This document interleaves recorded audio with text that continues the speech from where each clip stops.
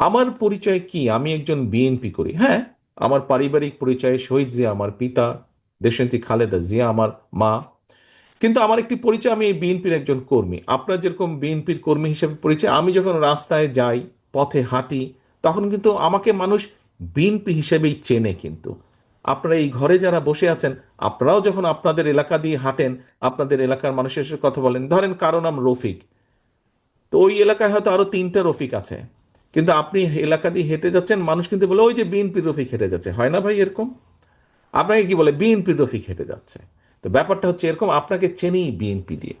এখন আপনি যখন কোথাও যান, কোনো অনুষ্ঠানে যান, সেটি পারিবারিক অনুষ্ঠান হোক, সেটি সামাজিক অনুষ্ঠান হোক, ধর্মীয় অনুষ্ঠান হোক, যেটাতেই যান, আপনার কাছে কিন্তু সাধারণ মানুষ যারা দেশ নিয়ে সচেতন, দেশ নিয়ে চিন্তা ভাবনা করে, বিষয় আশয় চিন্তা ভাবনা করে, ভবিষ্যৎ চিন্তা ভাবনা করে, হয়তো কোনো দল তারা করে না, কোনো রাজনৈতিক দল করে না, কিন্তু ওই মানুষগুলো কিন্তু আপনাদের কাছে আসে, বিশেষ করে আপনারা যারা বিভিন্ন পর্যায়ে নেতৃত্বের দায়িত্বে আছেন, আপনাদের কাছে এসে তারা জিজ্ঞাসা করে যে আচ্ছা ভাই, কি হবে, দেশের কি অবস্থা হবে, দেশের শিক্ষার, ছেলেদের মেয়েদের শিক্ষার ব্যবস্থা কি হবে, দেশের মানুষের চিকিৎসা ব্যবস্থা কি হবে, এরকম বিভিন্ন বিষয়ে জিজ্ঞেস করে।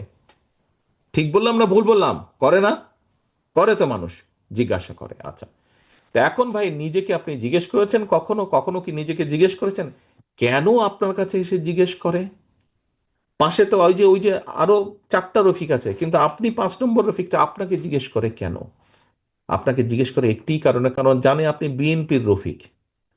বিএনপির রফিক রফিক আপনি। বাকি যারা যারা শুধুই রফিক, তাদেরকে কিন্তু দেশ নিয়ে জিজ্ঞেস করে না, তাদেরকে জনগণ নিজেদের ভবিষ্যৎ নিয়ে কিন্তু জিজ্ঞাসা করে না। আপনাকে জিজ্ঞেস করে আপনি বিএনপির রফিক। কারণ, একটি বিশেষ কারণ আছে এখানে। কারণ দেশের মানুষ বিএনপি নামক যে রাজনৈতিক দলটি, এই দলটির প্রতি মানুষ আস্থা রাখতে চায়, এই দলটির প্রতি মানুষের একটি বিশ্বাস আছে যে আচ্ছা ঠিক আছে, এরা আসলে হয়তো দেশের জন্য ভালো মন্দ একটা কিছু করবে তারা। এবং সেই জন্যই যখন আপনি যান, আপনাকে সেই বিএনপি হিসাবে তারা এসব কিছু জানতে চায়, এসব জিজ্ঞেস করে।